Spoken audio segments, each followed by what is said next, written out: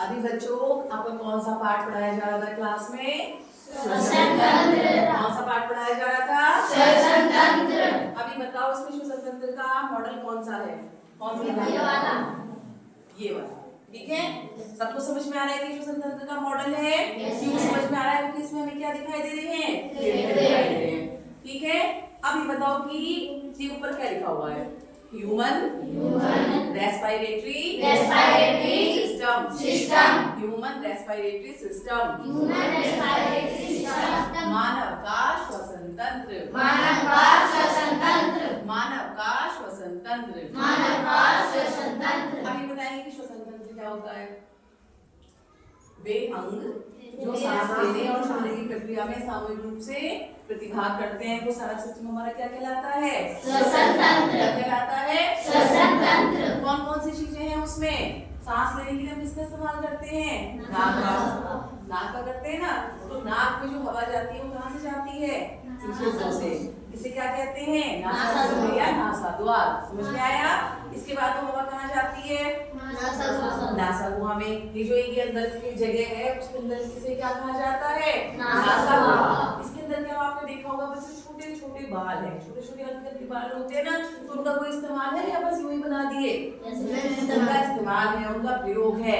बाहर से कोई धूल का कण, कोई गंदगी या कण जो अगर जाता है तो वो क्या होता है? इन बालों में छन जाता है और छन करके हवा जो शुद्ध हवा है वो फिर हमारे अंदर जाती है। ठीक है, आपने कभी देखा होगा कहीं अचानक से बहुत ज्यादा धूल वाली जगह में अगर हम पहुंच जाते हैं तो हमें एकदम से क्या आती है? छींक आती है। तो उस छींक के साथ जो यहाँ पे अटके हुए धूल के पार्टिकल हैं वो हम अपनी नाक से बाहर निकाल देते हैं। समझ में आया? तो आज अब आपको कितनी अच्छी बात है कि हमें क्या मिल गई है? लैब मिल गई है। हमें साइंस पढ़ने के लिए क्या मिल गई है? लैब मिल गई है। अब आप बिल्कुल प्रत्यक्ष रूप से हर चीज को पढ़ सकेंगे। तो आज आप इस मॉडल के थ्रू क्या पढ़ेंगे?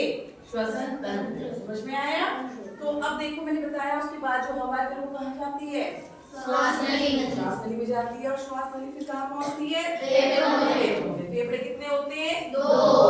कितने होते हैं? 2। तो वो चीज आपको यहाँ दिखाई दे रही है? Yes ma'am. दिखाई दे रही है? Yes ma'am. अब सब बच्चे ध्यान से देखेंगे कि ये है हमारा श्वसन तंत्र। ये क्या है?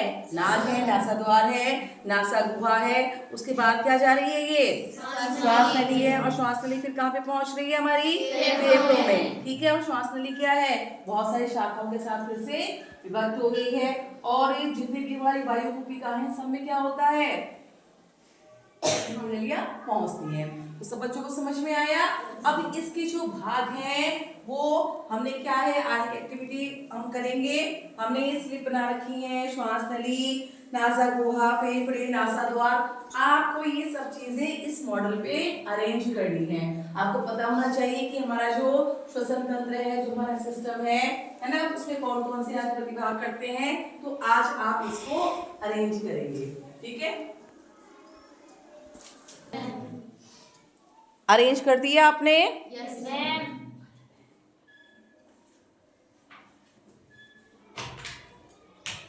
Very good. अब आपको सबको समझ में आया? Yes ma'am. कितने बच्चों को समझ में आया?